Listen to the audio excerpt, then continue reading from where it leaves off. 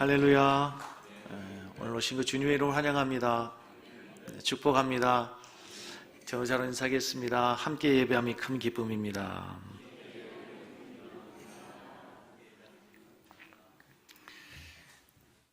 우리의 신앙의 중심은 십자가입니다. 예수 그리스도의 십자가의 죽으심으로 인해서 우리의 구원이 이루어진 것입니다. 인간의 구원은 예수님의 십자가를 통해서, 그 하나님의 계획하신 구원이 십자가를 통해서 완성된 것입니다.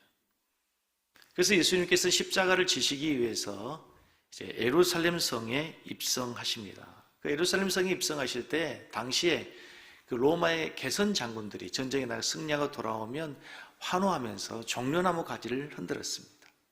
그 예수님께서도 예루살렘 성에 입성하실 때 수많은 무리들이 종려나무 가지를 흔들면서 환영했습니다. 호산나 호산나 다윗의 자손으로 오시는 이여, 가장 높은 곳에서 호산나 하더라 하면서 찬양하며 예수님을 맞이했습니다.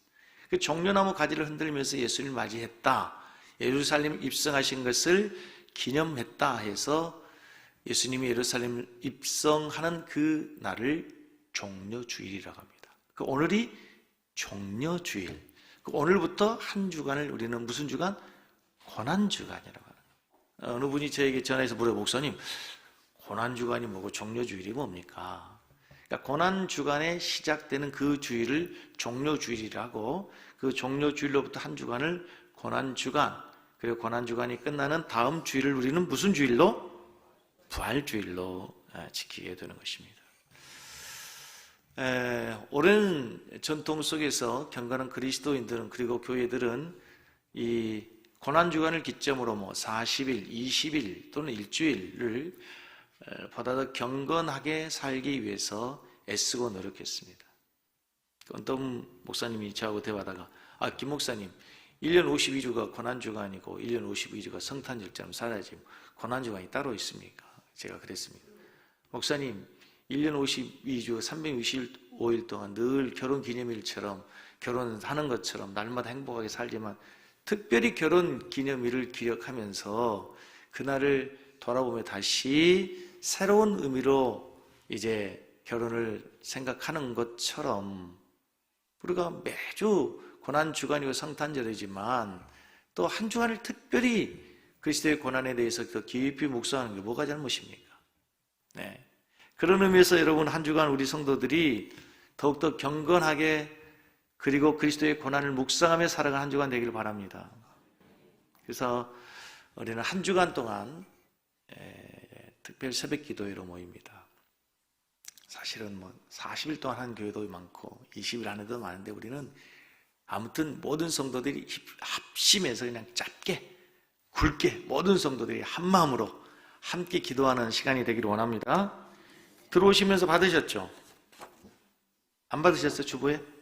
네, 받으셨을 텐데 그냥 드린 게 아니고 또 이렇게 크게 만들어 드리는 거는 우리가 고난주간입니다, 함께 기도합시다 라는 의미인데, 이제 이렇게 보면 특송이 월요일날, 화요일날, 수요일날 있으니까 화요일날은 권사님들만 나오는 거구나, 수요일날은 셀리들만 나와서 특송하는, 그게 아니고 다 나오는데 특별히 이제 이렇게 특송하는 순서들을 정해서 우리가 특송도 하고 하나님께 예배할 텐데, 우리 성도님들이 기도할 때 하나님께서 우리의 신앙을 새롭게 하고 또 여러분의 기도의 제목을 주님께서 들어응답하실 줄로 믿습니다. 전우장으로 다시 한번 인사하겠습니다. 새벽을 깨우시기 바랍니다. 이제 본문으로 돌아가겠습니다. 오늘 본문에는 예수님께서 십자가에서 죽으실 때의 모습을 생생하고 리얼하게 기록하고 있는 모습입니다. 예수님께서 해골이라고 하는 골고다 언덕에서 십자가에 못 박혀 죽으십니다. 그런데 그 언덕에는 예수님의 십자가를 중심으로 가운데 두고 좌우에 2개의 십자가가 더 있었습니다. 그래서 골고다 언덕에는 몇 개의 십자가가 있었습니까? 3개의 십자가가 있었는데, 저는 오늘 본문을 중심으로 지금 이 시대에도 동일하게 3개의 십자가의 의미를 우리가 한번 묵상하면서 우리의 신앙을 새롭게 다시 한 말씀에 비춰보는 시간이 되기를 원합니다. 가장 먼저 우리들이 살필 것은 가운데 있는 예수 그리스도의 십자가입니다. 오늘 본문에서도 예수님의 십자가가 가운데 박혀 있었다 성경은 증언하고 있습니다. 근데 여러분, 예수님의 십자가에서 죽으심, 예수 그리스도의 십자가에서의 죽으심은 어느 날 우연히 일어난 사건이 결코 아니라는 것입니다. 인간의 구원을 하나님께서 계획하셨습니다. 창세전에. 그리고 인간의 구원을 하나님께서 어떻게 이루실 것인지 보여주셨습니다. 타락한 아담에게. 나무 잎사귀로 수치를 가리고 있는 그 아담에게 하나님께서 가지옷을 입혀서 그의 수치를 가리시면서 장차 희생당할 어린 양 그리스도를 예표적으로 보여주고 계셨습니다. 그 위에 수천 년 동안 수많은 선지자를 통해서 하나님께서는 어떻게 하나님의 구원이 이루어지고 메시아가 어떻게 인간의 구원을 이루실 것인가에 대해서 철저하게 준비하시고 인간들에게 계시해 주셨습니다. 그래서 하나님께서 계획하신 이 십자가는 아무도 상상할 수 없어서 하나님의 지혜다, 하나님의 비밀이다, 하나님의 능력이다, 이렇게 성경은 표현하고 있는 것입니다. 그 누구도 자기 아들을 죽여서 인간을 구원할 것이라고 아무도 예상하지 못한 것이다. 하나님의 아들이신 하늘의 영광의 보좌에 앉으셔야 될 그 예수님께서 이 땅에 오셔서 친히 십자가에 못 박히신 모습을 오늘 본문 19장 17절로 18절 말씀에 기록되어 있습니다. 같이 읽습니다. 저희가 예수를 맡으며 예수께서 자기의 십자가를 지시고 해골, 히브리 말로 골고다이라 하는 곳에 나오시니 저희가 거기서 예수를 십자가에 못 박을세. 다른 두 사람도 그와 함께 좌우편에 못 박으니 예수는 어디 있었어요? 가운데 있더라. 예수님께서 십자가에 못 박히실 때에 예수님의 십자가를 중심으로 좌우에 두 개의 십자가가 더 있었습니다. 그런데 가운데 달리신 예수님의 십자가는 좌우에 달린 두 개의 십자가와는 본질적으로 다른 십자가입니다. 좌우에 달린 두 개의 강도들의 십자가는 자기들이 죄를 짓고 자기들의 형벌로, 자기들의 죄의 대가로 십자가의 고난과 형벌을 당하고 있지만 예수님의 십자가는 다르다는 거죠. 예수님의 십자가는 자기의 죄 때문이 아니라 우리의 죄를 대신 지고 우리의 형벌을 대신 당하시는 고난의 십자가는 사실을 믿으시기 바랍니다. 예수님의 십자가는 자신의 죄가 아니라 우리 인류의 죄가, 아담 이후에 범죄한 모든 인류의 죄의 문제를 해결하기 위한 대신 지신 십자가라는 겁니다.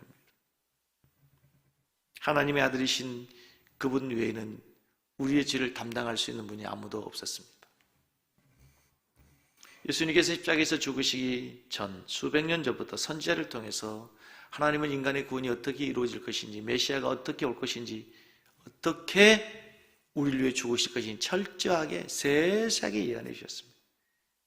보라, 처녀가 잉태의 아들 낳을 것이다. 처녀의 몸으로 베들레헴에서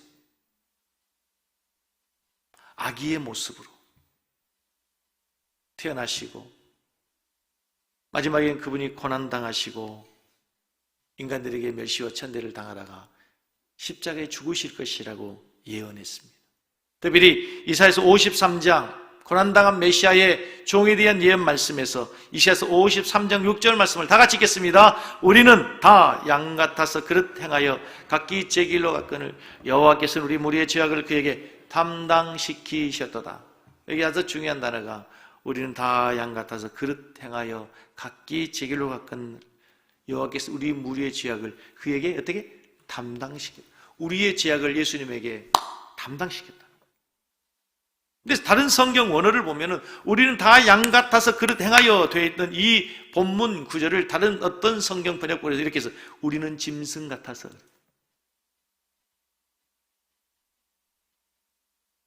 우린 짐승처럼 살았다. 주인도 모르고 말도 소도 그 구유의 임자를 알고 주인을 아는데 이사야 선지자가 한탄한 것처럼 우리는 짐승만도 못하고 주인도 몰라본다.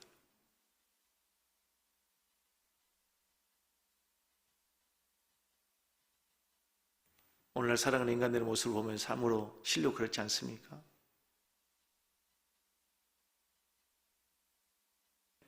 여기 중요한 것은 우리 무리의 죄악을 그에게 담당시키셨다. 예수님께서 날 길을 가고 계실 때 세례 요한이 예수님을 보면서 요한복음 1장 29절에 이렇게 말씀합니다. 보라, 세상 죄를 지고 가는 누구다? 하나님의 어린 양이다. 하나님의 어린 양이 세상의 죄를, 우리의 죄를 지고 가는 하나님의 어린 양이라고. 그래서 예수님께서는 십자가에 죽으신 것이 우연이 아니고 자신의 죄 때문이 아니라 우리의 죄악을 대신 지고 우리의 죄악을 담당하기 위해서 십자가에 못 박힌 것이라는 사실을 믿으시기 바랍니다. 예수님의 십자가에 죽으심과 고통은 우리를 위한 대속의 고통, 대속의 죽음이셨다는 거죠. 여러분 잘 아시는 이거 영화 패션 오브 크라이스트 잘 아시죠? 옛날에 고난주간이면 참 이 영화 많이 우리가 이렇게 상영하고 많이 은혜 받은 영화인데요. 이 영화를 제작하고 또 주연 배우였던 멜 깁슨이라는 사람이 이 영화를 시작하며 처음 시작하는 성경 구절이 이사야서 53장 5절 말씀입니다. 같이 한번 읽겠습니다. 그가 찔림은 우리 허물 때문이요 그가 상함은 우리의 죄악 때문이라. 그가 징계를 받음으로 우리는 평안을 누리고 그가 채찍에 맞음으로 우리는 나음을 입었도다. 이 영화에서 제작진들은 그리고 영화 감독은 인간이 촬영할 수 있는 한, 그리고 인간이 동원할 수 있는 최고의 모든 영상의 기술을 동원해서 가장 고통스럽게 고난당하는 메시아 예수님의 모습을, 장면을 연출해내기 위해서 애쓰고 애썼습니다. 어떻게 하면 그 예수 그리스도가 우리를 위해서 당하신 고난을 표현할 것인가 고민하고 고민했다는 거죠. 시사회 때 멜 깁슨에게 물었습니다. 이렇게 채찍에 맞고 피 흘리는 참혹한 장면들을 영화로 만든 이유가 뭡니까? 기자의 물음에 멜 깁슨이 말합니다. 맞습니다. 잔인한 다큐멘터리입니다. 사실은 죄에 범한 인생의 실존 자체가 잔인합니다. 이 영화가 단순히 잔인한 것이 아니라 우리 죄에 범한 우리 인간들의 실상이 그렇게 잔인했다는 것입니다. 그러자 유대 출신 기자가 멜 깁슨에게 다시 묻습니다. 행여나 유대인들이 예수를 죽였다는 것을 선전하기 위해서 이 영화를 제작한 건 아닙니까? 유대인의 입장에서 불쾌한 거죠. 그래서 질문합니다. 유대인이 죽였다는 것을 강조하기 위해서 이 영화를 만든 것입니까? 아닙니다. 절대 그런 의도는 없습니다. 기자가 다시 묻습니다. 그럼 누가 예수를 죽였단 말입니까? 멜 깁슨이 대답합니다. 저의 죄와 당신의 죄가 무고한 예수를 십자가에 못 박은 것입니다. 누가 예수를 죽였어요? 저의 죄와 당신의 죄가 무고한 예수를 십자가에 못 박은 것입니다. 그러니까 이 영화를 통해서 이 영화 감독이 하고 싶은 메시지는 뭡니까? 우리 때문에, 나 때문에, 당신 때문에, 우리의 죄 때문에 예수님이 십자가에서 못 박혀 죽으신 거라는 것입니다. 계속 강조되고 있는 말씀은 우리의 죄 대신 때, 우리의 죄를 대신해서 그 예수님이 십자가에 못 박혀 죽으셨다고 하는 것입니다. 그러므로 고난주간 우리는 저 높은 십자가에 대롱대롱 달리신 예수님을 바라보면서 나를 위한 하나님의 구속의 사랑과 은혜를 다시 한번 깊이 묵상하는 한 주간이 되셔야 될 줄로 믿습니다. 예수님의 고난은 나의 죄 때문에 나를 위해서 당하신 고난이라는 것이죠. 그래서 이사야 선지자는 이사야서 53장 3절 말씀에서 이렇게 되어 있습니다. 그는 실로 우리의 질고를 지고 우리의 슬픔을 당하였거늘 그는 우리는 생각하기를 그는 징벌을 받아서 하나님에게 맞으며 고난을 당한다 하였노라. 그가 찔림은 우리의 허물 인함이요 그가 상함은 우리의 죄악을 인함이라. 그가 징계를 받음으로 우리가 평안을 누리고 그가 채찍에 맞음으로 우리가 나음을 받았도다. 여러분 여기에서 그라는 단에 예수, 우리라는 단에 여러분의 이름을 넣어서 다시 한번 읽겠습니다.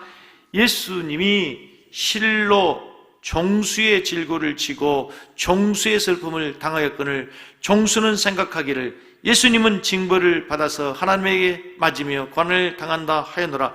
예수님이 찔림은 종수의 허물을 인하며 예수가 상함은 종수의 제약을 인함이라. 예수가 징계를 받음으로 종수가 평안을 누리고 예수가 채찍에 맞음으로 종수가 나음을 입었도다. 좀 더 가까이, 좀 더 리얼하게 쉽게 다가오십니까? 예수가 죽으신 모든 것, 당하는 슬픔과 고난과 모든 것들은 사실은 나를 위해서, 우리를 위해서 당하신 고난이라고 하는 것이죠. 그 모든 고난을 당하시고 예수님께서 십자가에서 죽으시면서 오늘 우리가 읽었던 요한복음 19장 30절 말씀에 다 이뤘다, 다 이뤘다 하시면서 마지막 말씀을 남기시고 예수님 십자가에 죽으십니다. 고난주간이 되면 우리가 늘 들었던 단어가 있습니다. 다 이뤘다. 헬라어 테텔레스타이. 이 단어는 상업적 용어입니다. 상업적 용어. 상인들이 물건을 거래하면서 내가 값을 다 지불했어요. 외상값 다 갚은 겁니다. 빌린 돈도 갚은 거예요. 라고 얘기할 때 뭐라고 한다고요? 테텔레스타이. 아담 이후로 모든 인간들이 치러야 될 죄의 값이 있었습니다. 죄의 삭은 뭐예요? 사망. 그 죄의 삭, 죄의 대가, 모든 인류의 죄의 대가를 예수님께서 다 십자가에서 치르신 것입니다. 그리하여 구약시대처럼 이제는 더 이상 양의 피로 아니고 짐승의 피가 아니라 예수님의 피로 모든 인류 죄악의 대가를 다 갚으심으로 더 이상 우리는 제사하지 않습니다. 더 이상의 피가 필요하지 않습니다. 이제 예수 그리스도의 십자가로 인해서 단번에 모든 구원이 이루어지게 된 줄로 믿습니다. 그게 우리의 구원이라는 거죠. 그게 십자가의 능력이라는 거죠.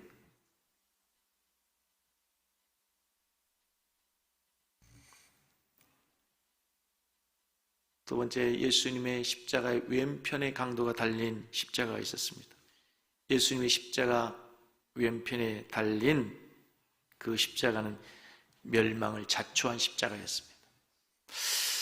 그 당시 예수님 시대에 로마 법에 의해서 십자가에 매달려 죽는 사형 제도는 로마 법에서도 가장 흉악한 죄인들에게, 범죄자들에게 내리는 가장 흉악한 고통의 형벌이었다고 하죠. 그래서 얼마나 고통스러운지 로마 시민권을 갖고 있는 로마인들에게는 이 십자가의 형이 내려지지 않습니다. 특별히 반역을 꿈꾸던 정치범이나 반인륜적 범죄를 저지른 자나 인간의 생명을 살인한 포악, 무도한 살인죄인들, 이런 사람들 외에는 이 십자가의 형을 내리는 법이 없었다는 거죠. 왼편 강도는 자신의 죄로 인해서, 형벌로 인해서 지금 십자가의 형을 받고 있습니다.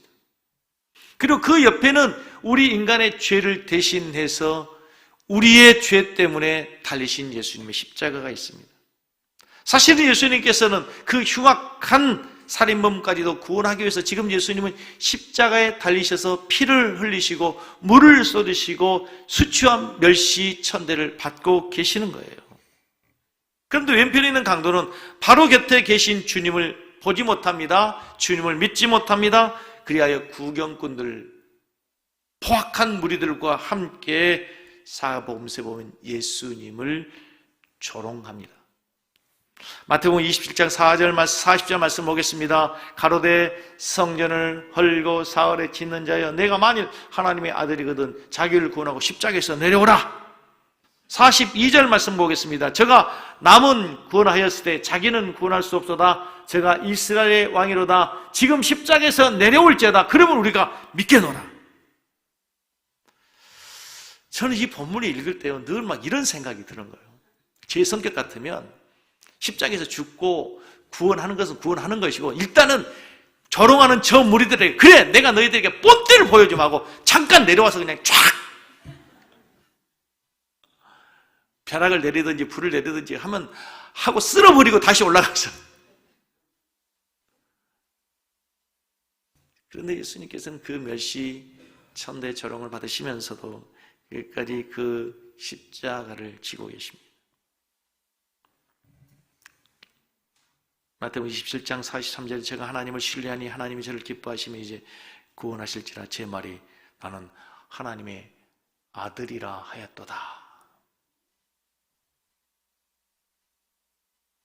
근데 성경을 계속 보면요, 마가복음 15장 52절 말씀을 보면 그 무리들, 군중들만 예수님을 조롱하는 것이 아니고 32절을 읽겠습니다. 마가복음 15장 32절, 이스라엘의 왕 그리스도가 지금 십자가에서 내려와 우리로 보고 믿게 할지어다 하며 함께 십자가에 못 박힌 자들도 예수를 욕하더라. 함께 십자가에 못 박힌 자들, 그러니까 예수님의 십자가 좌우편에 있는 두 강도들도 예수님을 뭐 했어요? 욕했어요. 조롱했어요. 함께 예수를 비방했단 말입니다. 오늘 본문에서 우리는 왼편의 강도의 모습에서 우리는 아직도 구원받지 못하는 자들, 자기 죄로 인하여서 마지막까지 하나님의 형벌을 받게 되는 죄인의 모습을 보게 되는 거예요. 그토록 하나님께서 사랑의 길을 가까이서 보여주심에도 불구하고 회개하지 못하고 범죄 사실을 자기들이 뉘우치지 아니하고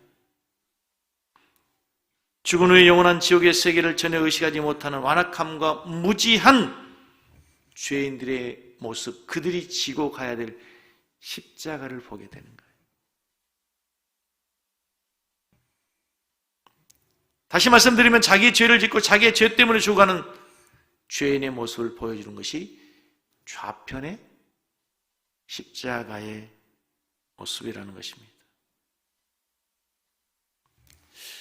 예수님의 십자가의 죽으심은 모든 인류를 구원하기에 조금도 부족함이 없는 완전하고 완벽한 구원이셨습니다. 뭔가를 더하거나 뺄 필요가 없이 율법주의자들이 예수님이 죽고 난 다음에 자꾸 예수님의 십자가 플러스 할례, 십자가 플러스 율법을 얘기할 때 사도 바울이 내가 전한 복음 외에 다른 복음을 전하면 너희들에게 저주를 받을지어다. 예수님의 십자가의 그 복음 외에 뭔가를 더하거나 뺄 수 없고 그 십자가의 복음으로 충분하다는 거죠. 근데 여러분, 예수님의 그 완전하신 구원을 이루는 그 십자가를 어떻게 대하느냐에 따라서 어떤 사람에게는 멸망이, 어떤 사람에게는 영원히 주어지게 된다는 거죠. 이게 중요한 거예요. 이게 중요한 거예요. 자, 고린도전서 1장 18절을 같이 읽겠습니다. 십자가의 도가 멸망하는 자들에게는, 여기서 똑같은 십자가인데 어떤 사람에게는, 멸망하는 사람에게는 미련하게 보입니다. 똑같은 십자가인데 어떤 사람에게는 구원을 주신 하나님의 능력이 됩니다. 왼편에 있는 강도, 예수님의 십자가 왼편에서 죽어가는 그 강도의 십자가, 강도의 눈에는 예수님이 미련하게 보이는 거죠.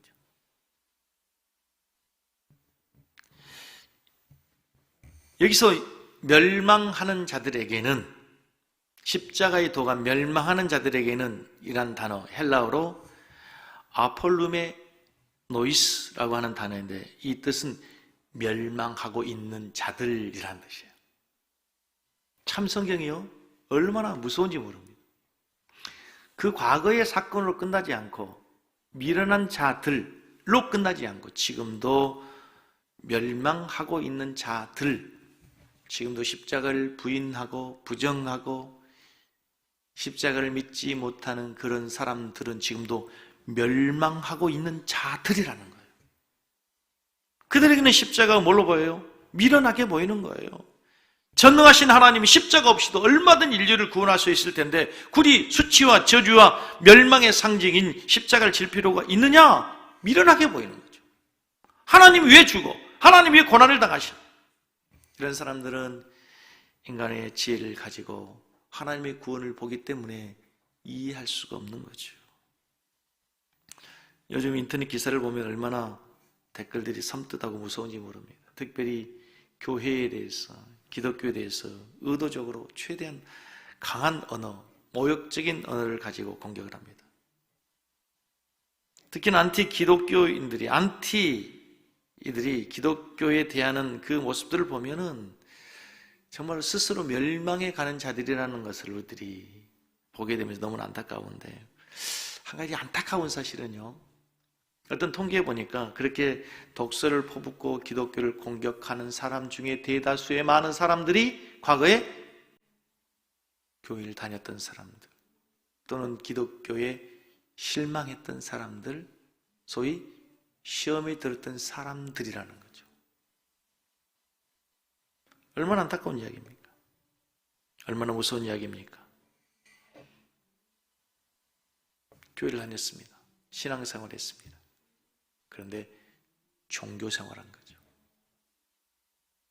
교회를 다닌 것입니다. 하나님을 믿는 것이 아니고 예수를 만난 것이 아닙니다. 그래서 십자가가 믿어지지 않는 거죠. 십자가가 미련하게 보이는 거죠. 왼편 강도처럼 지금도 수많은 사람들이 자기 지혜로 십자가를 바라볼 때 예수님은 지금도 비웃고 조롱하고, 예수님은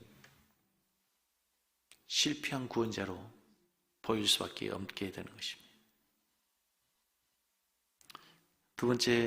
세 번째, 오른편 강도가 달린 구원받은 십자가가 있습니다. 구원의 십자가가 있어요. 구경하는 무리들과 좌우편 강도가 함께 비난을 했어요. 아까 보았대, 그렇죠? 함께 예수님의 십자가를 비난했습니다. 그런데 갑자기 변화가 나타나기 시작합니다. 기이한 일이 일어나기 시작합니다.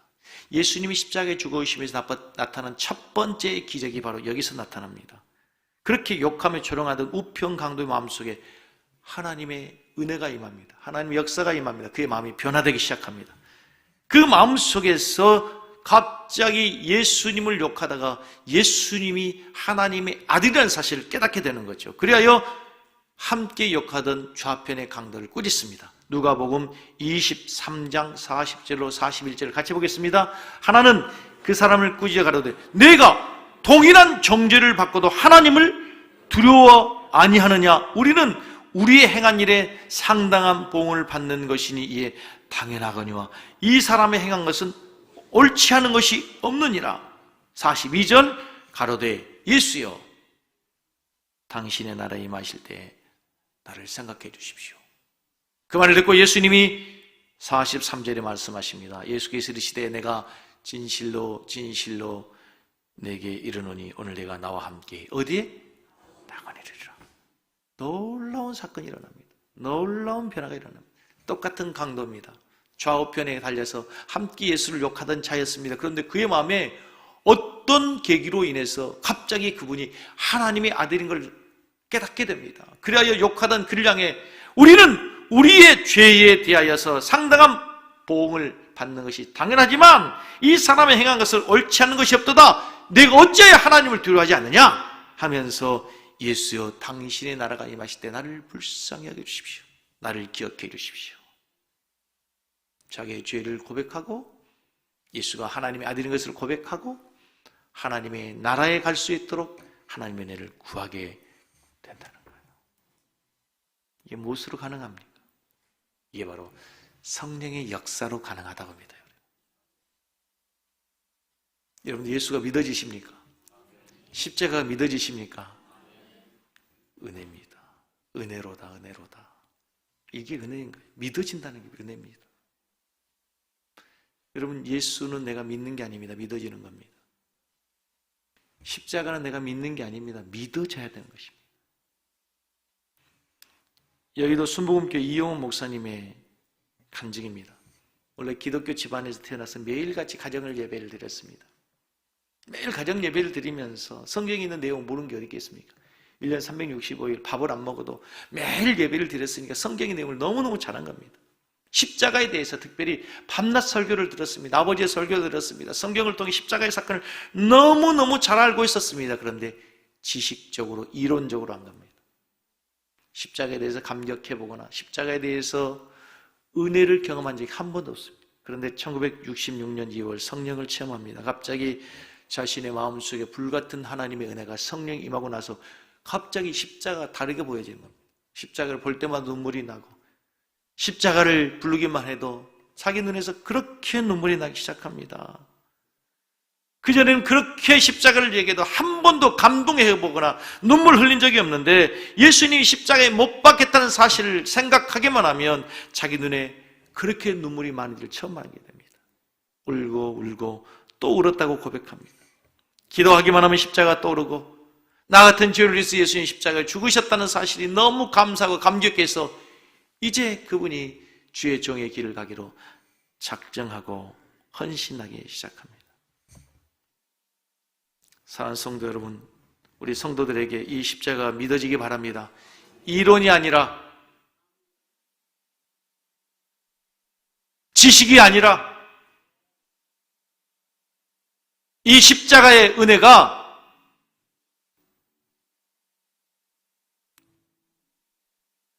실제로 여러분의 삶에 신앙의 고백으로, 체험적 신앙으로 여러분에게 주어질 수 있기를 주의 이름으로 축복합니다.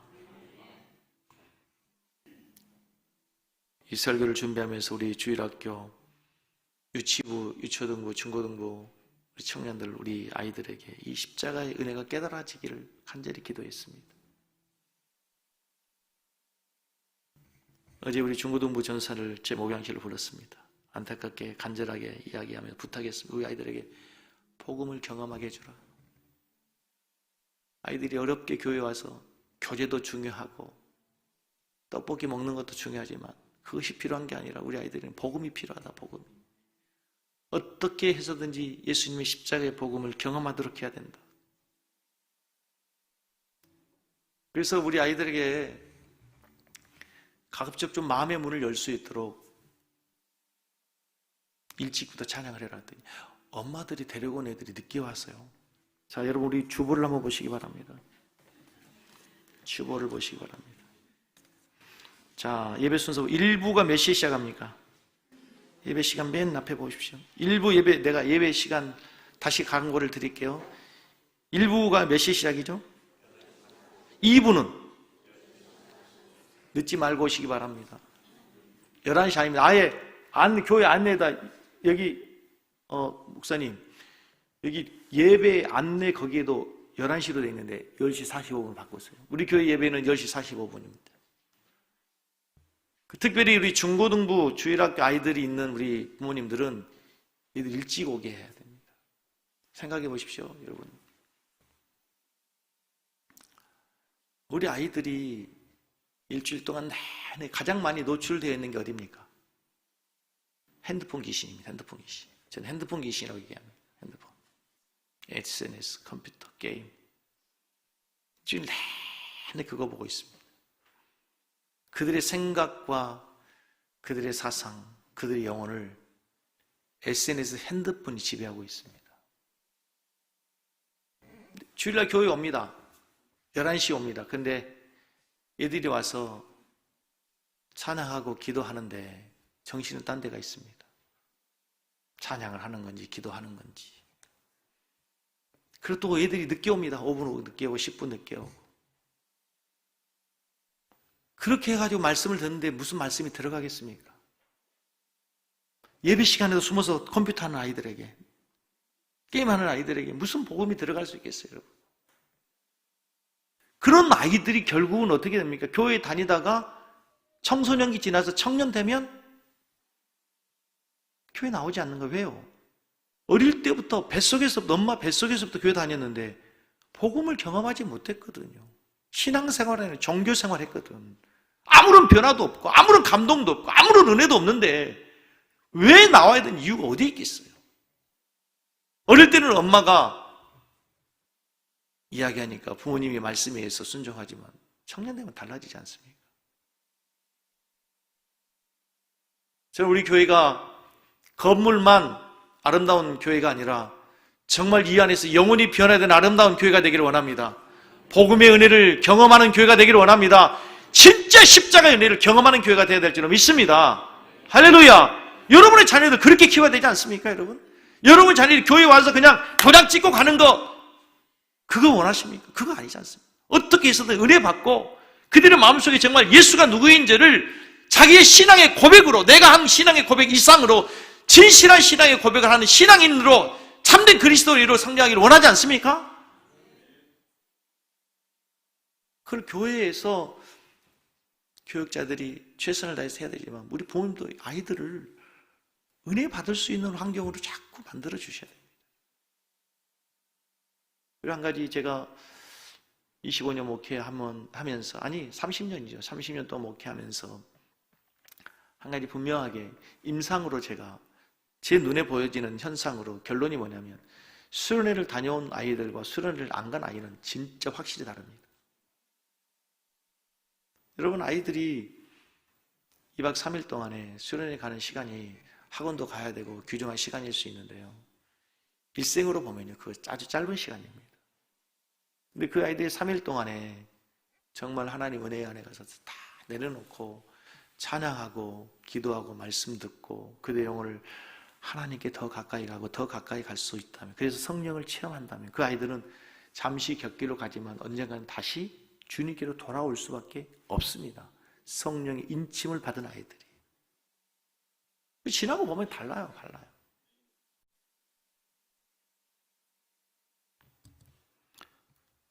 우리 부모님들이 우리 자녀들의 신앙을 위해서 기도해 주셔야 되고, 우리 교회가 그 아이들에게도 복음의 영향이 갈 수 있도록 더 기도하는 교회가 되어야 될 줄로 믿습니다. 여러분, 우리 교회가 은혜 받는 교회가 되어야 됩니다. 그 은혜 받는 건 다른 게 아닙니다. 십자가가 보여지고 십자가가 믿어지고 나를 위한 십자가라는 사실이 고백되어지는 교회가 되어야 된다는 것이죠, 여러분. 저도 청소년 시절 교회 다녔습니다. 열심히 다녔습니다. 중학교 때 얼마나 열심히 다녔는지. 부흥회도 참석하고 우리 마을에서 저 멀리 있는 마을까지 다니면서 얼마나 열심히 다녔는지 모릅니다. 그런데 어느 날 신앙의 회의가 왔습니다. 십자가 안 믿어지더라고요. 안 믿어져. 예수님이 나를 위해 십자가 죽었다는데 누가 봤냐고요. 2000년 전에 죽은 예수가 나하고 도대체 무슨 상관이 있어요? 보지도 못하고 만나지도 못했는데 그 예수님이 죽으신 것이 어찌 나와 상관이 있다는, 도대체 믿어지지 않는 거예요. 그런데 생각해 보니까 예수님이 믿어지지 않는데 십자가, 나의 죽음과 아무래도 상관이 없는데, 내 죄와 상관이 없는데 얼마나 그 시간이 허무합니까? 그런 열정이 있을 수도 없고 은혜도 없고 그 왔다 가면 힘들고 짜증나고. 하지만 하나님의 은혜는 끝이 없고 포기가 없습니다. 오른쪽 이 강도에게 하나님 은혜가 임하기 시작하니까 그가 그 순간 자기의 죄를 고백하고 옆에 있는 그 강도를 책망하면서 하나님의 나라에 임할 수 있도록 하나님의 나라의 은혜를 구하게 되는 줄로 믿습니다. 그렇습니다, 여러분. 오른편 강도는 비록 흉악한 죄를 범했을지라도 마지막 죽기 직전 바로 십자가의 은혜를 믿고 회개하는 순간 구원받게 되는 줄로 믿습니다. 이것이 하나님의 은혜라는 거죠. 1500년경에 그린 유명한 화가, 여러분 잘 아시는 레오나르도 다빈치의 모나리자 그림 밑에는 priceless, 값 없음이라고 하는 단어가 쓰여 있답니다. 값이 없다는 거죠. 값을 매길 수 없는 거예요. 세상에 유일무이한, 그래서 값을 더 이상 매길 수가 없습니다. 그런 유명한 화가의 그림 하나도 값을 매길 수 없다면 멸망의 길에서 영생의 길로 인도하는 주님의 십자가의 은혜를 어찌 값으로 매길 수 있겠어요, 여러분? 그러나 많은 사람들이 값 없는 이 하나님의 은혜를 값싼 은혜, 싸구려 은혜로 오해하는 경우가 있어요. 하나님이 우리에게 주신 이 값 없는 은혜라는 얘기는 너무 귀하고 너무 은혜로워서 감히 값을 매길 수 없는 무한하신 하나님의 사랑의 은혜인데, 값 없는 은혜로, 값싼 은혜로 변제시켜 버린다는 것이죠. 그러나 하나님의 모든 은혜는, 하나님의 모든 사랑은 우리에게 값 없이 주셨어요. 우리가 이 땅에 태어날 때 육체의 생명을 값 지불하고 태어난 사람 아무도 없어요. 우리가 지금 생명을 유지하기 위해서 호흡하는 이 공기, 아무도 우리가 값을 지불한 사람이 없어요. 사실은 하나님께서 우리에게 이 세상 모든 만물을 다 공짜로 주셨어요. 그런데 인간들이 다 금구워 놓고 구해가지고 네 거 내 거 다 서로 나눠놨지만 사실은 하나님 우리에게 주실 때는 값 없이 주신 거예요. 구원의 은혜도 바로 그거라는 거죠. 값 없이 은혜로. 오늘 하나님의 말씀을 했습니다, 여러분. 하나님께서 우리에게 주신 하나님의 그 십자가의 은혜는 지금도 우리에게 여전히 동일하게 값없이 우리에게 주어질 수 있습니다. 언어업기는 한 주간 여러분의 삶 속에서 이 값없이 주어지는 이 놀라운 하나님의 은혜를 묵상하면서 감사하며 기뻐하며 살아가는 고난주간 한 주간 되기를 주의 이름으로 간절히 축복합니다.